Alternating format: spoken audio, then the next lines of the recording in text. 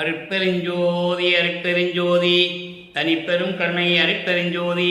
எல்லா உயிர்களும் இன்புற்று வாழ்க, வள்ளல் மலரடி வாழ்க வாழ்க, கொல்லா விரதம் குவளை எல்லாம் ஓங்குக, நல்லோர் நினைத்த நலம் பெறுக, நன்றி நினைத்த எல்லோரும் வாழ்க இசைந்து.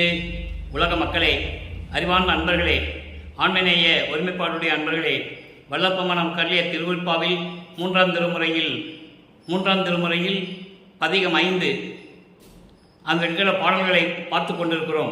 பதிகம் 5 சல்லாவ வியன்மொழி. சல்லாவ வியன்மொழி என்பது இன்பமிக்க உரையாடல். காதலனும் காதலியும் சந்தித்து கொண்டால் எப்படி பேசுவார்களோ அதுபோன்று இறைவனும் வளர்ப்புமானவர்களும் சந்தித்து கொண்டதில் எப்படியெல்லாம் உரையாடுகிறார்கள் என்பதை ஒவ்வொரு பாடலிலும் ஒவ்வொரு விதமாக பொருள்பட நமக்கு அருளியிருக்கிறார்கள். நம்மளையெல்லாம் படைத்து காத்து கொண்டிருக்கின்ற அருட்பெருஞ்சோதி ஆண்டவராகிய வளர்ப்புமானவர்கள். இன்று நாம் பார்க்க வேண்டிய பாடல் 4வது பாடல் சல்லாவ வியன்மொழி. பாடலை நன்றாக கவனியுங்கள். இந்த பாடலுடைய விளக்கத்தை பார்த்த பிறகு, சமரச சுத்த சன்மார்க்கத்தை பெற்ற பிறகு எப்படியெல்லாம் இறைவனை வேண்டி அருளை பெற்றுக்கொண்டார் என்பதை முடிவாக பார்க்க போகிறோம். சமயங்களும் மதங்களும் மார்க்கங்களும் சூழ்ந்திருந்த காலகட்டங்களில் வல்லப்பெருமானவர்கள் இந்த மண்ணுலகே வருவிக்க உற்று சமயங்களையும் மதங்களையும் மார்க்கங்களையும் பின்பற்றி கொண்டிருந்தார் என்பது உண்மை. திருவற்பாவில் நாம் கண்ட உண்மை. காரணம், அவர் ஏன் வருவிக்க உற்றார், எதற்காக வருவிக்க உற்றார் என்ற நிலை அப்போது அவருக்கு தெரியாது. 9வது ஆண்டில் இறைவன் தன்னை ஆட்கொண்ட பிறகு அவருடைய மறைப்பு நிலை நீங்குகிறது. மறைப்பு நிலை நீங்கிய உடனே இறைவனை பார்ப்பதற்காக திருவொற்றியூர் செல்லுகிறார். இறைவன் காட்சி கொடுத்து மறைந்து விடுகிறார். வளர்ப்பமானவர்கள் பவனி வரும்போது தெருவிலே நின்று கொண்டிருந்த போது இவரை திரும்பி பார்க்காமல் தியாகராஜ பெருமான் தெருவழியாக ஓடுகிறார். இவரும் பின்னால் ஓடியும் ஓட்டத்தை பிடிக்க முடியவில்லை என்ற நிலைகளெல்லாம் நாம் பார்த்து விட்டோம். இப்போ இறைவன் இவரை தேடி இவர் வீட்டுக்கு வருகிறார். இறைவன் வளர்ப்புமானவர்கள் தங்கியிருந்த வீட்டிற்கு வருகிறார். அந்த விவரங்களை அதனுடைய பாடலுடைய பொருள்களை இப்போ நாம் பார்த்து கொண்டிருக்கிறோம். 4வது பாடல் இறைவனுடைய நிலையையும் எப்படியெல்லாம் உருவகப்படுத்துகிறார், சமயங்களும் மதங்களும் மார்க்கங்களும் எப்படியெல்லாம் இறைவனை வர்ணனை செய்தன, உருவகப்படுத்தின என்பதை வல்லப்பமானவர்கள் ஒவ்வொரு பாடலிலும் நமக்கு தெளிவாக அருளியிருக்கிறார்கள். கல்லை வளைக்கும் பெருமானார், கல்லை வளைக்கும் பெருமானார், கலிசூழ் ஒற்றி கடி நகரார், எல்லை வளர்க்கும் தில்லை உள்ளார், எந்தன் மனைக்கு பலைக்கு உற்றார், அல்லை வளைக்கும் குழல் அன்னம் அன்பில் உதவாவிடில் லோபம் இல்லை வளைக்கும், நான் இல்லை வளைக்கும் என்றேனே. இது பாடல். இந்த பாடலை பாருங்கள், இன்னொரு தடவை படிக்கிறேன். கொஞ்சம் கடினமான பாடல், ஆனால் பொருள் எளிமையாக இருக்கும். கல்லை வளைக்கும் பெருமானார், கடிசூழ் ஒற்றி கடிநகரார், எல்லை வளைக்கும் தில்லையில் உள்ளார், எந்தன் மனைக்கு பலிக்கு உற்றார், அல்லை வளைக்கும் குழல் அன்னம் அன்பில் உதவாவிடில் லோபம் இல்லை வளைக்கும் என்றார். இல்லை வளைக்கும் என்றார், நான் இல்லை வளைக்கும் என்றேனே. இது பாடல். இந்த பாடலில் வருகின்ற பதவுரை பாருங்க, அதன் பின் விளக்கம். பாடலுடைய பதவுரை கல்லை வளைக்கும் பெருமானார், இமயமலையை வில்லாக வளைத்த பெருமானார், அதன் பிறகு கலிசூழ் ஒற்றி கடி நகரார். கலிசூழ் என்பது கடல் சூழ்ந்த நீர்நிலைகள் சூழ்ந்த உப்பங்களிகள் சூழ்ந்த. களி என்பது உப்பங்களி, கடல் நீரை உப்பெடுக்கின்ற அந்த களி. அந்த நிலை அந்த திருவொற்றியூரை சுற்றி உப்பங்களி சூழ்ந்து கொண்டிருக்கிறது. உப்பங்களி சூழ்ந்திருக்கும் திருவொற்றியூரில் இருக்கின்ற அழகான திருவொற்றியூரில் இருக்கின்ற நகரார் இறைவன். திருவொற்றியூரில் இருக்கின்ற இறைவனை சொல்லுகிறார். உப்பங்களி சூழ்ந்த அழகாக விளங்கி கொண்டிருக்கின்ற திருவொற்றியூரை மையமாக கொண்ட இறைவன். எல்லை வளைக்கும் தில்லை உள்ளார். எல்லை வளைக்கும் என்பது மதில் சுவர்கள் சூழ்ந்த தில்லையில் இருக்கின்ற இறைவன். அப்போ தில்லையில் இருக்கின்ற இறைவன், திருவொற்றியூரில் இருக்கின்ற இறைவன் என்றெல்லாம் சொல்லுகிறார். அப்படிப்பட்ட இறைவன் என் மனைக்கு பலிக்கு உற்றார். என் மனைக்கு பலிக்கு உற்றார் என்பது என் வீட்டிற்கு பிச்சை எடுக்க வந்தார். பலி என்பது பிச்சை எடுப்பது. என் வீட்டிற்கு பிச்சை எடுக்க வந்தார். அல்லை வளைக்கும் குழல். அல்லை வளைக்கும் குழல் என்பது அல்லல் என்பது இருள் சூழ்ந்தது. அப்படி கருமை நிழல் கூந்தல் உடைய பெண்ணே. அல்லல் வளைக்கும் குழல். குழல் என்றால் கூந்தல். கருமை நிறம் கொண்ட கூந்தலை உடைய அழகான பெண்ணே, அன்னம் அன்பில் உதவாவிடில். அன்பில் அன்னம் உதவாவிடில் அப்படின்னா, அதாவது சாப்பாடு பிச்சை போடவில்லை என்றால், வீட்டிற்கு பசி எடுக்கும்போது வீட்டிற்கு பிச்சை எடுக்க செல்கிறார்கள். அப்போ அந்த வீட்டில் பிச்சை எடுக்கும்போது அவர்களுக்கு பிச்சை எடுப்பவர்களுக்கு சாப்பாடு போடவில்லை என்றால் லோபம் வந்து சேரும். லோபம் என்பது கர்ம வினைகள். கர்ம வினைகள் வந்து சேரும். அதனால் வீட்டிற்கு பிச்சை எடுக்க வந்தால் அன்னம் போட வேண்டும், சோறு போட வேண்டும் என்று சொல்கிறார். அப்போது சோறு போட வேண்டும் என்று சொல்லிட்டு அப்படி சொல்கிறார் பாருங்க. இல்லை வளைக்கும் என்றார். நான் இல்லை வளைக்கும் என்றேன். நான் வீட்டில் இல்லையே என்று வீட்டிற்குள் இருந்துகிட்டே சொல்லுகிறேன் என்று சொல்லுகிறார். இதனால் உலக மக்களுக்கு வல்லப்பமானவர்கள் தெரிவிப்பது என்னவென்றால், உலக மக்களே, நான் இந்த மண்ணுலைக்கே வருவிக்க உற்று இறைவன் யார் என்ற தெரியாத நிலையில் இருந்தபோது 9வது ஆண்டில் என்னை இறைவன் ஆட்கொண்ட பிறகு இறைவனை பார்க்க நான் திருவொற்றியூர் சென்றேன். அங்கேயும் பார்க்க முடியவில்லை. அந்த காலகட்டங்களெல்லாம் மாறி இறைவனை என் வீட்டிற்கு பிச்சை எடுக்க வருகிறார். இறைவன் என்னை பார்க்க வருகிறார் என்று சொல்லுகிறார். இறைவன் பிச்சை எடுக்க வருகிறார். அந்த நேரத்தில் பசி எடுக்கின்றவர்களுக்கு சோறு போட்டால், அன்னம் இட்டால் கர்ம வினைகள் எல்லாம் நீங்கிவிடும். வீட்டில் யார் இருக்கிறது, எனக்கு பிச்சை இடுங்கள் என்று சொல்லி இறைவன் என் வீட்டிற்கு வருகிறார் என்று உலக மக்களுக்கு தெரிவிக்கிறார். மகனை பார்ப்பதற்காக இறைவன் வருகிறார். இது திருவிளையாடல். அதான் இந்த பாடலுடைய உள்நோக்கம். மகனை பார்ப்பதற்காக இறைவன் வீட்டிற்கு வருகிறார். பிச்சை எடுக்கும் கோலத்தில் வருகிறார். இதைதான் சல்லாப வியன்மொழி என்று சொல்லுகிறார். ஒரு காதலனும் காதலியும் சந்தித்துக் கொண்டால் எப்படியெல்லாம் பேசுவார்கள், எவ்வளவு அன்பாக பேசுவார்கள் என்பதை இந்த பாடலின் மூலம் உலக மக்களுக்கு நமக்கு இறைவன் வல்லப்பமானவர்கள் தெரிவிக்கிறார்கள். இப்போ இந்த பாடலுடைய பொருள் பாருங்க. இமயமலையை வில்லாக வளைக்கும் பெருமானார் உப்பங்களிகள் சூழ்ந்த அழகிய திருவொற்றியூரிலே இருக்கின்ற இறைவன் மதில்சுவல்கள் சூழ்ந்த தில்லையிலே கூட இருப்பவர். அப்படிப்பட்ட இறைவன் என் வீட்டிற்கு பிச்சை எடுக்க வந்தார். அன்னம் வேண்டும் என்று சொல்லி பிச்சை எடுப்பதாக என் வீட்டிற்கு வந்தார். என்னை பார்த்து சொல்லுகிறார், கருமை நிற கூந்தல் உடைய பெண்ணே, எனக்கு பசி எடுக்கிறது, பிச்சை வேண்டும், அன்னம் வேண்டும் என்று கேட்கிறார். பிச்சை போடும்போது சோறு போட்டால், அன்னம் போட்டால் கர்ம வினைகள் எல்லாம் நீங்கிவிடும். இல்லாவிட்டால் அந்த பிரச்சனைகள், கர்ம வினைகள் தீராது என்று சொல்லுகிறார். வீட்டில் யார் இருக்கிறீர்கள் என்று கேட்டார். வீட்டில் யார் இருக்கிறீர்கள் என்று கேட்டார். வீட்டில் நான் இல்லை என்று சொன்னேன். உள்ளே இருந்துகிட்டே இல்லை என்று சொன்னேன். காரணம், அவர் நம்மளை தேடி வந்திருக்கிறார். இல்லை என்று சொன்னால் மீண்டும் அவருக்கு ஆவல் அதிகமாகும். என்னை பார்க்க வேண்டும் என்ற ஆவல் அதிகமாகும் என்ற காரணத்தினால் வீட்டில் உள்ளே இருந்து கொண்டு நீங்கள் தேடுகின்ற ஆள் இங்கே இல்லை என்று சொன்னேன் என்று சொல்லுகிறார். தன்னை ஒரு பெண்ணாகவும் இறைவனை ஒரு ஆணாகவும் வர்ணனை செய்து, காதலனாகவும் காதலியாகவும் வர்ணனை செய்து, காதலன் பிச்சை எடுப்பது போல வீட்டிற்கு வருவதாக இந்த பாடலை நமக்கு அருளியிருக்கிறார்கள். அதை நீங்கள் நல்லா புரிஞ்சுக்கணும். அப்போ இந்த பாடலை எல்லாம் நமக்கு அருளிய பிறகு, வல்லப்பமானவர்கள் சுத்த சன்மார்க்கத்தை பெற்ற பிறகு, சமயங்களும் மதங்களும் மாற்றங்கள் எல்லாம் நீக்கிவிட்டு சுத்த சன்மார்க்கத்தை பெற்ற பிறகு எப்படியெல்லாம் இறைவனை வேண்டுகிறார், இந்த சமயங்களிலும் மதங்களிலும் மாற்றங்களிலும் இருந்து கொண்டு எப்படியெல்லாம் துன்பங்களை அனுபவித்தார், எந்த நிலையிலும் நான் தெரியாமல் இருந்தேன் என்று எப்படி சொல்லுகிறார், அதன் பிறகு இறைவனிடம் எப்படியெல்லாம் அருளை பெற்றுக்கொண்டார். இதுதான் சுத்த சன்மார்க்கத்துடைய முடிவான விளக்கம்.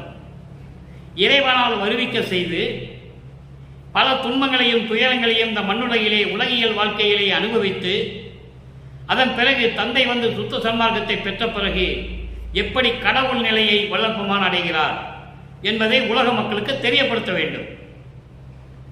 அந்த விளக்கத்தை இப்போ பார்க்க போகிறோம். நன்றாக கவனியுங்கள். 6ஆம் திருமுறை பதிகம் 14 சிற்றவை விளக்கம். சல்லாப வியன்மொழியில் இருக்கின்ற ஒவ்வொரு பாடலுக்கும் 6ஆம் திருமுறையிலே அந்தந்த பாடல்களுக்கு எந்தெந்த பதிகத்திலே பொருள் இருக்கிறது என்பதை இறைவனுடைய தயவாலையும் கருணையாலையும் பெற்றுக்கொண்டு அந்த விளக்கத்தை உங்களுக்கு நான் அளித்துக் கொண்டிருக்கிறேன். சிற்றவை விளக்கம் 4வது பாடல். 3ஆம் திருமுறையிலே 5வது பதிகத்தில் இருக்கின்ற பாடலுக்கு 4வது பாடலுக்கு இங்கே 6ஆம் திருமுறையிலே 4வது பாடலில் அந்த விளக்கம் இருக்கிறது. அங்கே இறைவன் பார்க்க முடியவில்லை, எதுவுமே அவருக்கு தெரியாது. நிலை மாறுகிறது, அதை நீங்கள் நல்லா புரிஞ்சுக்கணும். அதே நிலையில் இருந்து கொண்டு வளர்ப்பமானே நீங்கள் பார்க்கக்கூடாது. ஏனென்றால் 4 யுகங்களிலுமே சமயங்களும் மதங்களும் மார்க்கங்களும் தலை விரித்து ஆடித்து கொண்டிருந்தன. அதெல்லாம் மக்களுக்கு தேவையில்லை என்ற நிலை வரும்போதுதான் வல்லப்பமானவர்கள் வருவிக்க உற்றார். இறைவனால் இறைவனாகவே வருவிக்க உற்றவர். திருவிளையாடலில் நடந்து கொண்டிருக்கிறது. இறைவன் அருட்பெருஞ்சோதி ஆண்டவர் திருவிளையாடலை நடத்தி கொண்டிருக்கிறார். தன் மகனை இந்த மண்ணுலைக்கு வருவிக்க செய்து துன்பங்களையும் துயரங்களையும் அனுபவிக்க வைத்து இறைவனை பார்க்க முடியலையே என்று ஏங்க வைத்து அனுபவம் வேண்டும் அல்லவா? அதற்காக தான் இதையெல்லாம் அருட்பெருஞ்சோதி ஆண்டவர் செய்து கொண்டிருக்கிறார். இப்போ இந்த பாடலை பாருங்க. ஆட்டம் ஓய்கிலா வஞ்சக மனத்தால் அலை வந்து ஐயவோ அயர்ந்து உள்ளம் அயர்ந்து வாட்டமோடு இவன் வந்து நிற்கின்றேன். இவன் என்பது 3 சொல்லி என்னன்னா இவன் என்பது இப்பொழுது இங்கு என்ற அர்த்தம். வாட்டமோடு இவன் வந்து நிற்கின்றேன் வள்ளலே உன்றன் மனப்புரிப்பு அறியேன் நாட்டம் நின்புடை அன்றி மற்ற அறியேன் நாயினேன் பிழை பொறுத்து இது தருணம் தாட்டலம் தருவாய் வடலரசே சத்திய சபை தனிப்பெரும்பதியே. சமரச சுத்த சன்மார்க்கத்தை பெறுவதற்கு முன்னால் அவருக்கு நிறைய மறைப்பு நிலைகள் இருக்கின்றன. அப்போ சமயங்களும் மதங்களும் மார்க்கங்களும் சூழ்ந்திருந்த காலகட்டங்களில் இறைவனை சிவபெருமான் என்று சொல்லுவார், தியாகராஜ பெருமான் என்று சொல்லுவார், நடராஜன் என்று சொல்லுவார். பல பெயர்களிலே இவரும் அழைத்துக் கொண்டிருந்தார். அதுதான் உண்மை. சமரச சுத்த சன்மார்க்கத்தை பெற்ற பிறகு அதெல்லாம் இல்லை, அந்த பெயர்களெல்லாம் தேவையில்லை என்ற காரணத்தினால் அருட்பெருஞ்சோதி, சமரச சுத்த சன்மார்க்கத்தினுடைய இறைவன் அருட்பெருஞ்சோதி, பிரபஞ்சத்தின் ஒரே இறைவன் அருட்பெருஞ்சோதி. ஆட்டம் ஓய்கிலா வஞ்சக மனத்தால் ஓய்வே இல்லாமல் மன அலைவுகளுடன் மனம் நிம்மதி இல்லாமல் அலைந்து அலைந்து ஐயவோ அயர்ந்து உள்ளம் மயர்ந்து உள்ளம் நடுங்கி மயங்கி வாட்டமோடு இவன் வந்து உன் முன் நிற்கின்றேன். வாட்டமோடு மன வாட்டத்தோடு துயரத்தோடு உன் முன்னால் வந்து நின்று கொண்டிருக்கிறேன். சமயங்களிலும் மதங்களிலும் மார்க்கங்களிலும் இருந்த காலகட்டங்களில் என்னை இந்த மண்ணுலக்கு வருவிக்க செய்து அதிலே நாட்டம் கொள்ள வைத்து அதன் பின் அது வேண்டாமே என்று சொல்லி என்னை நீக்கி சமரச சுத்த சன்மார்க்கத்தை கொடுத்து இப்படியெல்லாம் அலைந்து அலைந்து மனம் ஓய்வே இல்லாமல் நான் திரிந்து கொண்டிருந்த போது என் உள்ளம் நடுங்கி மயங்கி வாட்டத்தோடு இருந்து கொண்டிருந்தேன். இப்பொழுது உன்னிடம் வந்து நின்று கொண்டிருக்கிறேன். இவன் வந்து நிற்கின்றேன். இப்பொழுது இங்கு உன் முன்னாலே வந்து நின்று கொண்டிருக்கிறேன். வள்ளலே உன்றன் மனக்குறிப்பு அறியேன். உன்னுடைய உள்ளத்திலே என்ன செய்து நினைத்துக் கொண்டிருக்கிறாய் என்பது கூட எனக்கு தெரியவில்லை. நாட்டம் நின்புடையன்றி மற்ற அறியேன். நாட்டம் உன்னைத்தானே விரும்பினேன். இந்த பிரபஞ்சத்திலேயே மண்ணுலகத்திலேயோ விண்ணுலகத்திலேயோ யாரையும் நான் நாடியதில்லை, விரும்பியதில்லை, போய் அவர்கள் முன்னால் நின்று உதவி கேட்டதில்லை. உன் முன்னால் தான் நின்று கொண்டிருக்கிறேன். வேறு ஒன்றும் எனக்கு தெரியாது. நாயினேன் பிழை பொறித்து இது தருணம் தாழ் தளம் தருவாய். தாட்டளம் என்பது தாழ் பிளஸ் தளம், திருவடிகளுடைய அடைக்கலம் எனக்கு தர வேண்டும் என்று சொல்லுகிறார். பிழை பொறுத்து அறிந்தோ அறியாமலேயோ சமயங்களிலும் மதங்களிலும் மார்க்கங்களிலும் ஈடுபட்டு கொண்டிருந்தேன். அப்போ நான் செய்த தவறுகளை எல்லாம் மன்னித்து, அந்த குற்றங்களை எல்லாம் மன்னித்து உன்னுடைய திருவடிகளை தருவதற்கு இதுதான் தருணம், இதுதான் நல்ல நேரம். தர வேண்டும் அரசே, தருவாய். உன்னுடைய திருவடிகளுக்கு எனக்கு அடைக்கலம் தருவாய். வடல் அரசே, வடல் அரசை என்பது வடலூரிலே இருக்கின்ற சத்தியஞான சபையில் இருக்கின்ற தனி பெரும்பதியே, அருட்பெருஞ்சோதியே என்று சொல்லுகிறார். சத்திய சபை தனி பெரும்பதியே என்று சொல்லி இந்த பாடலை நமக்கு அருளியிருக்கிறார்கள். சல்லாப வியன்மொழியிலே இருக்கின்ற ஒரு விளக்கம், அங்கே இறைவன் திருவொற்றில் இருக்கின்ற இறைவன் சமயங்களையும் மதங்களையும் மார்க்கங்களையும் சார்ந்த இறைவன். அவர் எல்லா உருவமும் உண்டு. தலையில கங்கையை சுமந்திருப்பாரு, பாம்பு கழுத்தில் போட்டிருப்பாரு, திருநீர் போட்டிருப்பாரு, கழுத்தில் உத்தராட்ச மாலையை போட்டிருப்பாரு, எலும்பு மண்ட ஓடுகள்லாம் போட்டிருப்பாரு. இதெல்லாம் சமயங்களையும் மதங்களையும் சார்ந்த ஈஸ்வர தத்துவத்தை கொண்டவர்கள். சமரச சுத்த சன்மார்க்கத்தை பெற்ற பிறகு அருட்பெருஞ்சோதி, ஆதியும் அந்தமெல்லாம் தோன்றிய அருட்பெருஞ்சோதி, சுயமாக தோன்றியவன் அருட்பெருஞ்சோதி. அதனுடைய விளக்கம் பின்னால பாடல்ல வருது. அடுத்த ஒரு நிலை பாருங்க, உன் உள்ளத்தில் எனக்கு இடம் வேண்டும். பதிகம் 18 திருக்கதவம் திறத்தல். உன்னுடைய அருள் வல்லமை படைத்த உன் உள்ளத்தில் எனக்கு இடம் வேண்டும் என்று கேட்பது திருக்கதவம் திறத்தல். விண்ணப்பம் வைக்கிறார், வேண்டுகிறார் இறைவனை திறக்க வேண்டும், உன்னுடைய திரு உள்ளத்தை, உன்னுடைய திருக்கதவத்தை திறக்க வேண்டும் என்று சொல்லுகிறார். விளக்கம் பாருங்க, உன்புடை நான் பிறர் போல உடுக்க விளைந்தேனா, உண்ண விளைந்தேனோ, வேறு உடமை விளைந்தேனோ, அன்புடையாய் எந்தனை நீ அணைந்திடவே விளைந்தேன். அற்புதமான பாடல்.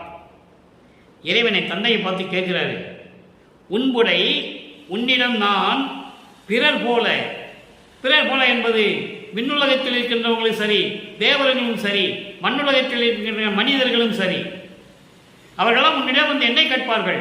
எனக்கு உடுக்க உடை வேண்டும், உண்ண உணவு வேண்டும், இருக்க பொருள் வேண்டும், அனுபவிக்க பொருள் வேண்டும் என்றெல்லாம் கேட்பார்கள். நான் அப்படி கேட்டேனா? உன்னிடை நான் பிறர் போல உடுக்க விளைந்தேனோ, உடுக்க துணி இல்லையே, ஆடை இல்லையே என்று உன்னை நான் கேட்டேனா?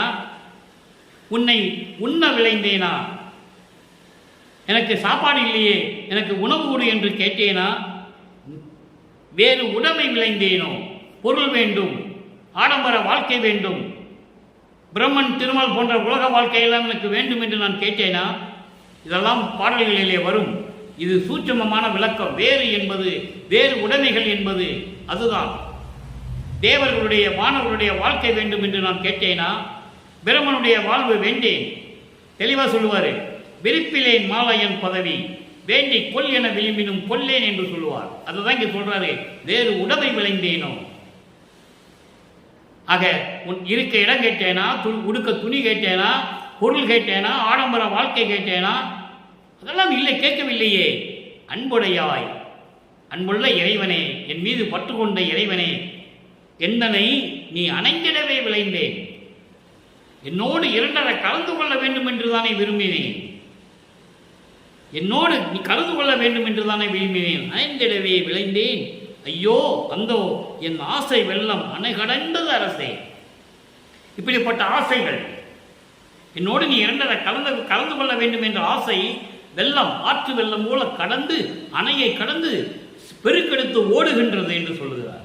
எனது அன்பு வெள்ளம் பேரின்பமாக பெருக்கெடுத்து ஓடுகின்றது அரசே, அருட்பெருஞ்சோதியே.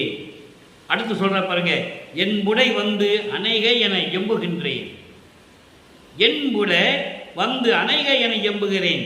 என்னிடம் வந்து அணைத்துக்கொள் என்றுதானே உன்னை நான் சொல்லுகிறேன். என்புடை வந்து அணைக என எம்புகிறேன். என்னிடம் வந்து என்னை அணைத்துக் கொள்ள வேண்டும், நீ கட்டி தழுவ வேண்டும் என்றுதானே நான் சொல்லுகிறேன். உலகோர் என சொல்லினும் சொல்லுக, உலகோர் என் சொல்லினும் சொல்லுக. இந்த உலகம் என்ன சொன்னாலும் சரி சொல்லட்டும். உலக மக்கள் என்ன சொன்னாலும் சரி சொல்லட்டும். என் இச்சை எல்லாம் ஒழித்தேன். என் வெக்கம், மானம், சூடு, சோரணை எல்லாத்தையும் விட்டுவிட்டேன். உலக மக்கள் என்ன வேணாலும் சொல்லட்டும். அதை தான் ஞானசரியிலே சொல்லுவார், என்னை வைதாலும் வைதிடுவேன், வாழ்த்தன கொண்டிடுவேன், மானம் போன வழியெல்லாம் விடுத்தேன் என்று சொல்லுவார் ஞானசரியிலே. என்னால் இந்த மண்ணுக்கு வருவிக்க செய்து மானமெல்லாம் போன வழி விடுத்தேன். என்னை சமயங்களிலும் மதங்களிலும் மார்க்கங்களிலும் ஈடுபட செய்து அதன் பிறகு அதெல்லாம் பொய் என்று சொல்ல வைத்து சுத்த சன்மார்க்கத்தை கொடுத்து இப்படியெல்லாம் என்னை ஆட்டி வைத்தாய், இடைப்பட்ட காலத்தில் என் மானமெல்லாம் போய்விட்டது என்று சொல்லுவார் ஞானசரியிலே. அதை தான் நீங்கள் சொல்லுகிறார், என் இலச்சை எல்லாம் ஒழித்தேன். உலக மக்கள் என்ன சொன்னாலும் சொல்லட்டும், அதை பற்றி எனக்கு கவலை இல்லை. வெக்கத்தை விட்டு விட்டேன், மானத்தை விட்டு விட்டேன், எல்லாத்தையும் விட்டு விட்டேன். நீதான் என்று நின்று கொண்டிருக்கிறேன். அதற்காக நான் எந்த பழியையும் சுமந்து கொள்ள தயாராக இருக்கிறேன் என்று சொல்லுகிறார். என் சொல்லினும் சொல்லுக, என் இலச்சை எல்லாம் ஒழித்தேன். அடுத்து சொல்கிறார் பாருங்க, தென்புடை ஓர் முகம் நோக்கி, தென்புடை ஓர் முகம் நோக்கி திருப்புதுவில் நிற்கின்றாய் சித்த சிகாமணியே என் திருநட நாயகனே. தென்புடை ஓர் முகம் நோக்கி, தெற்கு முகம் நோக்கி இருக்கின்ற இறைவன். நிறைய இடங்களில் சொல்லுவார் திருவருட்பாவிலே, தெற்கு முகம் நோக்கி இருக்கின்ற இறைவனை. சத்தியஞான சபையிலே தெற்கு முகம் நோக்கி தீபம் எப்படி இருக்கும்? தெற்கு நோக்கி இருக்கும். நம்ம வடக்கு பார்த்து தீபத்தை வழிபடுவோம், வடக்கை பார்த்து நம்ம வழிபடுவோம், தீபம் தெற்கு நோக்கி இருக்கும். அதுதான் இங்கு சொல்லுகிறார், தெற்புடை ஓர் முகம் நோக்கி, தெற்கு திசை நோக்கி, தென் திசை நோக்கி. சத்தியஞான சபையிலே அருளாட்சி செய்து கொண்டிருக்கின்ற இறைவனே, விளங்கிக் கொண்டிருக்கின்ற இறைவனே, சித்த சிகாமணியே என் திருநடநாயகனே, என் உள்ளத்தில் அமர்ந்து கொண்டிருக்கின்ற சுத்த சன்மார்க்க தலைவனே, என் உள்ளத்து தலைவனே, அருள் நடனம் செய்து கொண்டிருக்கின்ற இறைவனே, பிரபஞ்சத்தை இயக்கிக் கொண்டிருக்கின்ற இறைவனே, அருட்பெருஞ்சோதியே என்று சொல்லி இந்த பாடலை நாம் கருதி இருக்கிறார்கள். அடுத்து ஒரு விளக்கம், தனித்திரு அலங்கள். தனித்திரு அலங்கள் 110வது பதிகம், தனித்திரு அலங்கள் 4வது பாடல். 3ஆம் திருமுறையிலே சல்லாப வியன்மொழிப்பிலே இருக்கின்ற 4வது பாடலுக்கு சுத்த சன்மார்க்க விளக்கம் 110வது பதிகம், 6ஆம் திருமுறை, தனித்திரு அலங்கள் 4வது பாடல். தனித்திரங்கள் அலம்பது என்பது ஒப்பற்ற இறைவனுடைய ஒப்பற்ற அருளை வேண்டி பெறுவது, பாமாலை சூடுவது, விண்ணப்பம் வைப்பது, எப்படி வேணாலும் எடுத்துக்கொள்ளலாம்.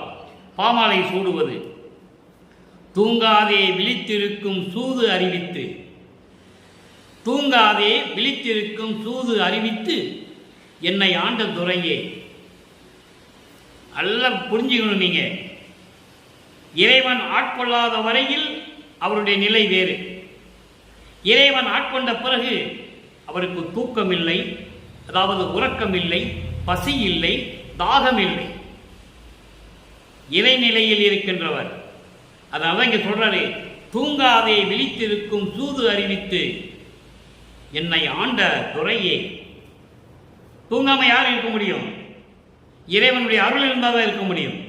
அந்த சூதை அறிவித்து, அந்த வழிமுறைகளை, அந்த சூழ்ச்சியான, அந்த ரகசியமான அந்த வழிமுறைகளை எல்லாம் எனக்கு அறிவித்து என்னை ஆண்ட துறையே, என்னை நீங்காதே என் உயிரில் கலந்து கொண்ட பதியே. பிரபஞ்சம் தோன்றிய காலத்திலிருந்தே எந்த முனிவனும் ரிஷியும் சொன்னதில்லை, இறைவன் என்னோடு கலந்து கொண்டான் என்று யாரும் சொன்னதில்லை. இறைவனை அருளை பெற்றுக் கொண்டேன் என்று சொல்லியிருப்பார்கள். இறைவனிடம் சிறிதளவு அருளை பெற்றுக்கொண்டு சித்து விளையாட்டுகள் செய்தேன் என்று சொல்லியிருப்பார்கள். அதெல்லாம் அந்த அருள்களும் சித்திகளும் அழியக்கூடியவை, அழியக்கூடியவை, மறைந்து விடக்கூடியவை, குறிப்பிட்ட காலம் வரை தான் இருக்கும். எல்லாமே கர்ம சித்தி யோக சித்தியில் சென்றவர்கள். கர்ம சித்தி 3.25 வருஷம் வரைக்கும் தான் வேலை செய்யும். யோக சித்தி 108 வருஷம் வரைக்கும் வேலை செய்யும், அதுக்கு மேலே வேலை செய்யாது. ஞான சித்தி ஒன்றுதான் கடவுள் நிலையில் இருக்கின்ற சித்தி. அப்படி ஞான சித்தியிலோடு இருப்பவர் தான் அருட்பெருஞ்சோதி ஆண்டவரும் வல்லற்பமானவர்களும். அது 6ஆம் திருமுறையை திருவுந்தியார் பதிகத்திலே சொல்லுவார். 64வது பதிகம், திருவுந்தியார் 10வது பாடல். முத்தியை பெற்றேன், அம்முத்தியினால் ஞான சித்தியை உற்றேன். எல்லாமே முத்தியோட போனவங்க, யாரும் ஞான சித்திக்கு வரவே இல்லை. சித்த நானேன் என்று உந்திப்பெற நான் கடவுளாகிவிட்டேன் என்று சொல்லுவார்.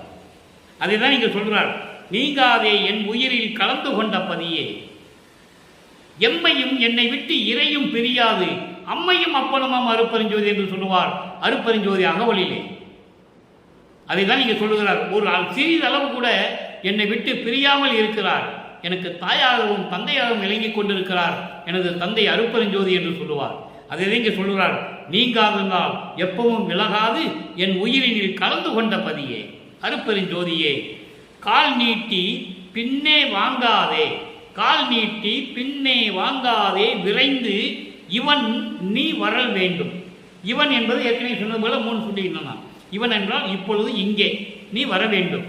கால் நீட்டி பின்னே வாங்காத என்றால் எனக்கு அருள வேண்டும் என்று நீ நினைத்து விட்டாய், அதிலிருந்து பின்வாங்கக்கூடாது. உலகிலே சொல்வார்கள், முன்வைத்த காலை பின் வைக்காதே.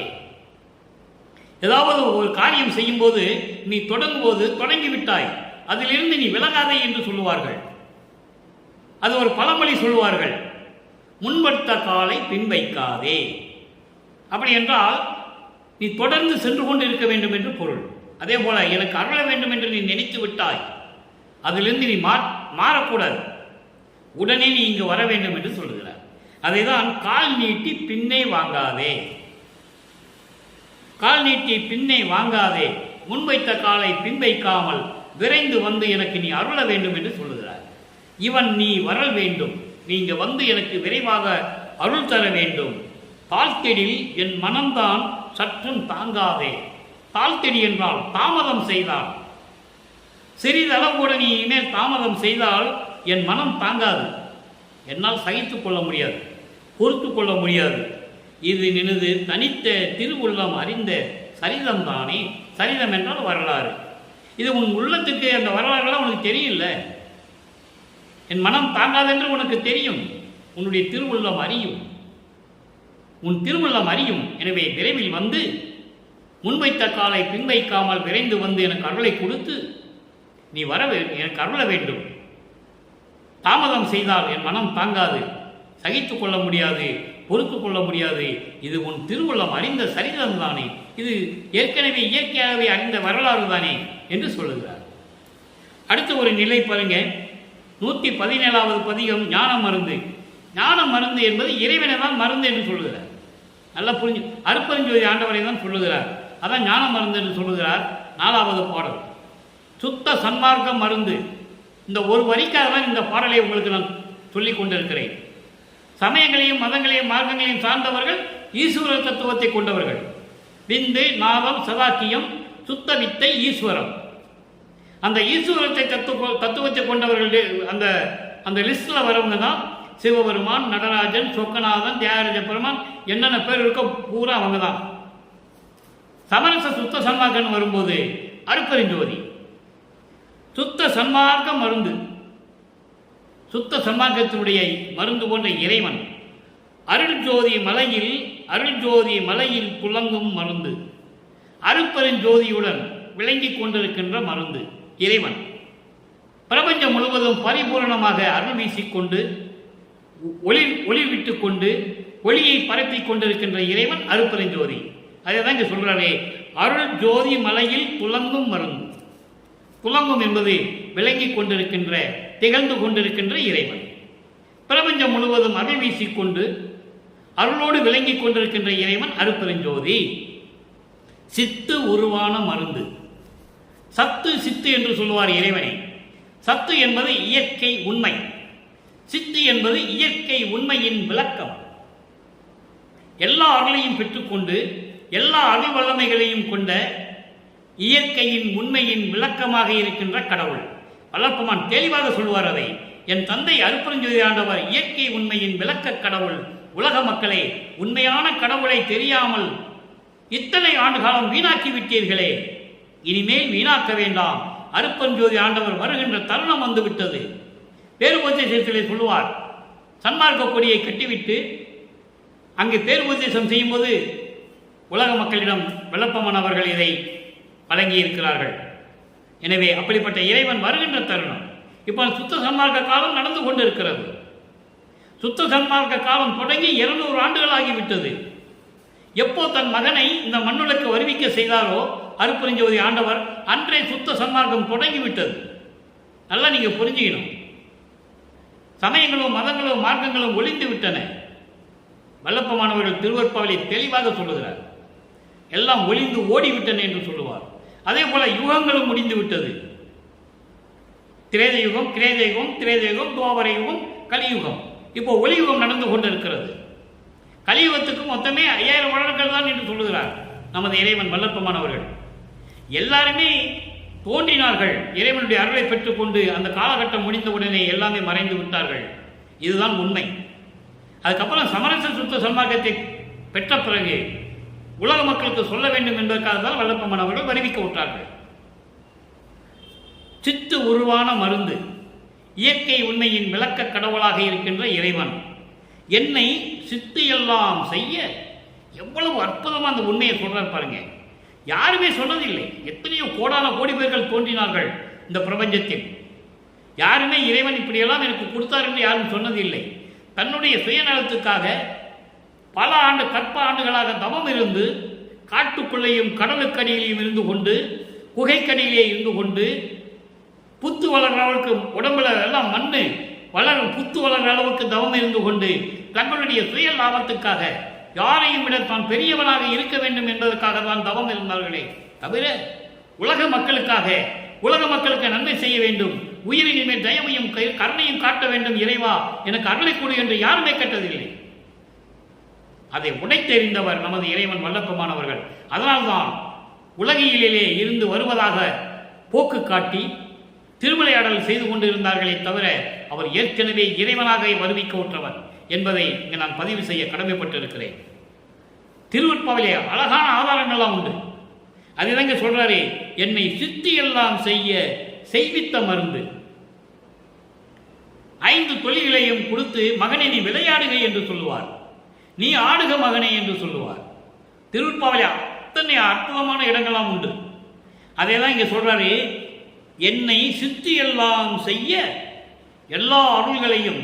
சித்தி என்பது இங்கே 5 தொழில்கள், ஏம சித்தி, சாகா கல்வி, தத்துவங்களை நிகரம் செய்தல், தத்துவங்களை கடத்தல், 6 அந்தங்களையும் கடக்க செய்வது, இப்படியெல்லாம் செய்ய வைத்து எனக்கு எல்லா அருளையும் கொடுத்து இந்த பிரபஞ்சத்தை இயக்குவாயாக என்று எனக்கு அருளிய இறைவன் அருட்பெருஞ்சோதி என்று சொல்லுகிறார். என்னை சித்தி எல்லாம் செய்ய செய்வித்த மருந்து, அதுக்காகவே என்னை வருவிக்க உற்றவன், நான் அதுக்காகவே வருவிக்க உற்றவன், அவர் வருவிக்க செய்தவர். என்னை பிரபஞ்சத்தை இயக்கி இந்த பிரபஞ்சத்தை ஆள வேண்டும் என்பதற்காகவே ஏற்கனவே 5 தொழில்களை செய்து கொண்டிருந்த பிரம்மன், திருமால், ருத்திரன், மகேஸ்வரன், சதாசிவம் போன்றவருடைய ஆயுள் காலம் முடிந்து விட்டது. திருவடி நிலையிலே சொல்லுவார் 6ஆம் திருமுறையிலே. அப்படிப்பட்டவர்கள் எங்கு இருக்கிறார்கள் என்று சொல்லுவார். எப்படி என்றால், அருள் நடனமாடிக்கொண்டிருக்கின்ற எனது தந்தையின் அருட்பெருஞ்சோதி ஆண்டவரினுடைய இடது காலில் சுண்டு விரலில் நகத்தில் ஒட்டி இருக்கின்ற துகள் போல இருந்து கொண்டு இருக்கிறார்கள் என்று சொல்லுவார். அவர்களை இழிவுபடுத்த வேண்டும், தாழ்ந்து பேச வேண்டும் என்பதற்காக அல்ல, அவருடைய நிலைகளை சொல்லுகிறார். இந்த நிலையில் அவர்கள் இருக்கிறார்கள். அதன் பிறகு 5 தொழிலையும் நான் தான் செய்து கொண்டிருக்கிறேன் என்று சொல்லுகிறார். வருவித்த வண்ணமும் நானே, இந்த மாநிலத்தை செய்யும் வண்ணமும் எனக்கு அறிவித்தவர் யார்? அருட்பெருஞ்சோதி என்று சொல்லுவார். ஒரு பாடலிலே உண்டு, ஜோதியில் ஜோதி என்ற தலைப்பிலே ஒரு பாடலிலே உண்டு.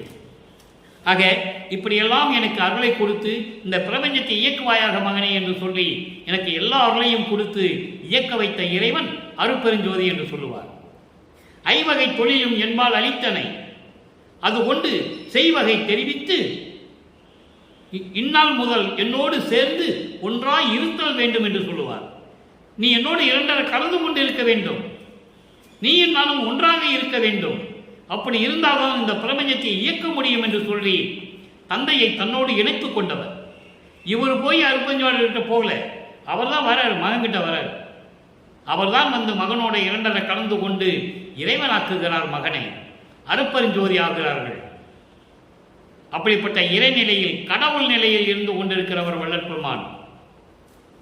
அடுத்து ஒரு பாடல் பாருங்க, எளிமையான ஒரு பாடல், அதோடு இந்த விளக்கம் முடிகிறது. 118வது பதிகம் சிவ சிவ ஜோதி. இங்கே சிவ சிவ ஜோதி என்பது சுத்த சிவ சிவ ஜோதி, சுத்த சிவ சிவ ஜோதி என்பது அருட்பெருஞ்சோதி. அருட்பெருஞ்சோதி ஆதி ஈறு முதல் ஜோதி, ஆதி ஈறு முற்ஜோதி. முற்ஜோதி என்பது முதல் ஜோதி. அரண் ஆதியர் தம்மை அளித்த பிற்ஜோதி, அரண் ஆதியர் தம்மை அளித்த பிற்ஜோதி. நல்லா கவனிக்க நண்பர்களே, இங்கே எல்லாம் பிரபஞ்சத்தின் உண்மையெல்லாம் சொல்றார். அரண், அரண் என்பவன் ருத்திரன். ருத்திரன் முதல் எல்லாரையுமே படைத்தவர் யார் என்றால் அருட்பெருஞ்சோதி. அதை நீங்கள் அகவல்ல படிச்சிருக்கலாம். சிருட்டி தலைவரை சிருட்டி எண்ணங்களை அருள் திரள் வகுத்த அருட்பெருஞ்சோதி. காவல் செய் தலைவரை காவல் அண்டங்களை ஆவகை அமைத்த அருட்பெருஞ்சோதி. நீங்கள் அகவல்ல படிச்சிருக்கீங்க. 5 தொழில்களையும் படைத்த 5 பதத்தலைவர்களையும் படைத்தது அருட்பெருஞ்சோதி. அழித்தல் செய் தலைவரை அவர் அண்டங்களை அழுக்கர் அமைத்த அருட்பெருஞ்சோதி. தெளிவாக இருக்காரு அகவல்ல. இதெல்லாம் நீங்கள் அகவல்ல படிக்கும்போதே உங்களுக்கு புரிஞ்சிருக்கணும். தெளிவு செய்ய தலைவர்களை திகழும் மண்டங்களை அழிவுற வகைத்த அருட்பெருஞ்சோதி இருக்குல்ல. மறைத்தல் செய் தலைவரை மறைக்கும் மண்டங்களை தெளிவா இருக்கு உங்களுக்கு. அப்போ 5 தலைவர்களை படித்ததை இங்க சொல்றாரு பாருங்க. அரண் ஆதியர் தம்மை, அரண் முதல் ருத்திரன் முதல் எல்லாரையுமே படைத்தது அருட்பெருஞ்சோதி. அதான் பிற்ஜோதி என்று சொல்கிறார். பிற்ஜோதி என்று சொல்வது எல்லா அருள் வல்லமைகளை படைத்து அருளாற்றல் செய்து கொண்டிருக்கின்ற அருட்பெருஞ்சோதி. புதுமை பொருள் என்று கூட சொல்லலாம். ஆச்சரியப்படக்கூடிய அருட்பெருஞ்சோதி என்றும் சொல்லலாம். வியக்கத்தக்க நிலையில் இருக்கின்றவர் அருட்பெருஞ்சோதி என்றும் சொல்லலாம். ஆக ஆதியும் ஈருமும் இல்லாமல் முடிவும் இல்லாமல் ஆதியும் அந்தமும் இல்லாமல் இருக்கின்ற அருட்பெருஞ்சோதி. அருட்பெருஞ்சோதி அவர்தான் பழம்பொருள் என்று சொல்லுவார். ஒரு இடத்திலே பழம்பொருள் என்று சொல்லுவார். பொருள் என்றால் இறைவன், பழம்பொருள் என்றால் சுயமாக தோன்றிய இறைவன். அதான் ஆதி ஈறு முற்ஜோதி. அரண் ஆதியர் தம்மை அளித்த பிற்ஜோதி. எல்லாத்தையும் இந்த உலக மக்களுக்கு 5 தொழிலையும் படித்துக் கொண்டு இந்த உலக மக்களை இயக்க வேண்டும் என்பதற்காகவே எல்லாரையும் படைத்தது அருட்பெருஞ்சோதி என்று சொல்லுகிறார். ஓதி உணர்வு அரும் ஜோதி. சொல்லி உணர முடியாத அளவிற்கு இருக்கின்ற இறைவன். சொல்லுவதற்கு அரிதான இறைவன், உணர்வதற்கு அரிதான இறைவன். அதான் சொல்றாரு ஓதி உணர்வு அருஞ்சோதி. அப்படிப்பட்ட நிலையில் இருக்கின்றவர் அருட்பெருஞ்சோதி. எல்லா உயிர்களின் உள்ளும் ஒளிர்கின்ற ஜோதி. எல்லா உயிர்களையும் படைத்து எல்லா உயிர்களின் உள்ளத்திலும் ஒளிந்து கொண்டிருக்கின்ற ஜோதி அருட்பெருஞ்சோதி. எல்லா உயிர்களும் இன்புற்று வாழ்க என்று நமது இறைவன் வளர்ப்புமான் தெளிவாக நமக்கு அருளியிருக்கிறார்கள். அதே நேரத்தில் கொல்லா விரதம் புகழையெல்லாம் ஓங்க வேண்டும். உயிர்களை கொலை செய்வது, உயிர்களை துன்புறுத்துவது, உயிர்களை இம்சைப்படுத்துவது இந்த நிலை மாற வேண்டும். ஏனென்றால் எல்லா உயிர்களும் தன் உயிர்கோள் பார்க்க வேண்டும். ஆன்ம விதியில் வரும் அது, ஆன்ம விளக்கத்தில் வரும் அது. எல்லா உயிர்களையும் தன் உயிர்கோள் பார்க்க வேண்டும். கர்ண ஒழுக்கம், இந்திரிய ஒழுக்கம், கர்ண ஒழுக்கம், ஜீவ ஒழுக்கம், ஆன்ம ஒழுக்கம், 4 ஒழுக்கங்களையும் முடிந்த அளவுக்கு நாம் கடைபிடிக்க வேண்டும். எல்லா ஒழுக்கங்களையும் முழுவதுமாக கடைபிடிக்காட்டாலும் கூட சுத்த சன்மார்க்கத்தில் இருந்து கொண்டு புலையை தவிர்த்து, புலை என்பது மாமிசம், மாமிசம் என்பது பல வகைகள் உண்டு. கோழி, ஆடு, மாடு, பன்னி, மாடு, இப்படியெல்லாம் உண்டு. இதெல்லாம் நீக்க வேண்டும். முட்டை, கருவாடு, இந்த லிஸ்ட்ல இருக்கிறது எல்லாத்தையும், அதான் அசைவ உணவுகள் என்று சொல்லுகிறார்கள். இதையெல்லாம் நீக்க வேண்டும். இறைவனுக்கு பிடிக்காதது. 6ஆம் திருமுறையிலே தெளிவாக சொல்லுகிறார் இறைவன் யாருக்கு அருளை கொடுப்பார் என்று. கொல்லாமை விரதம் தன்னை கொண்டார் தம்மை தள்ளானை. விலக்கிவிட மாட்டாரா? கொல்லா விரதம் இருக்கணும். கொலையும் புலையும் தள்ளாரை தழுவானை. இறைவன் கண்டுக்கவே மாட்டான்னு சொல்ற. அதனால கொலையும் புலையும் தவிர்த்து சைவ நெறியில் இருந்து கொண்டு மண் அகல் விளக்கிலே தீபமேற்றி, குத்து விளக்கு, காமாட்சி விளக்கு, தங்க விளக்கு, சில்வர் விளக்கு, பித்தளை விளக்கு அதெல்லாம் தேவையில்லை. மண் விளக்கிலே தீபம் இட்டு தீபத்து முன்னால் அமர்ந்து கொண்டு ஞானசரியை படிக்க வேண்டும். 28 பாடல் தான். அதுதான் மரணமில்லா பெருவாழ்வை தரக்கூடியது. நீங்கள் திருவருட்பாவை எதை வேணா படிங்க. 1ஆம் திருமுறையிலிருந்து 6ஆம் திருமுறை வரைக்கும் படிக்கலாம், தவறே இல்லை. அதை படித்தாதான் சமயங்களும் மதங்களும் மார்க்கங்களில் சொல்லப்பட்ட பொய்கள் உங்களுக்கு தெரியும். அதை தானே வல்லப்பமான் சொல்லுகிறார். நான் அங்கிருந்து வந்ததனால தானே சொல்லுகிறேன், தேவையில்லை உங்களுக்கு என்று சொல்லுவார். அந்த நிலையில் இருந்து கொண்டு அருட்பாவை 6 திருமுறைகளை படித்தாலும் கண்டிப்பாக ஞானசரியை படிக்க வேண்டும். தீபத்து முன்னால் அமர்ந்து கொண்டு கண்டிப்பாக ஞானசரியை படிக்க வேண்டும். இறைவன் அவர்களை பெற வேண்டும் என்ற நிலையில் இந்த வள்ளலார் ஊழியர் கூறி இறைவனுடைய அருளையும் பொருளையெல்லாம் பெற்றுக்கொண்டு இந்த வையகத்திலே நீங்கள் வாழ்வாங்க வாழ வேண்டும் என்று இறைவனுடைய தயவோடையும் கருணையோடையும் கூறிக்கொண்டு இந்த வள்ளலார் ஊழியன் விடைபெறுகிறேன். மீண்டும் நாளை சந்திப்போம். நன்றி, வணக்கம். அருட்பெருஞ்சோதி அருட்பெருஞ்சோதி, தனிப்பெரும் கருணை அருட்பெருஞ்சோதி.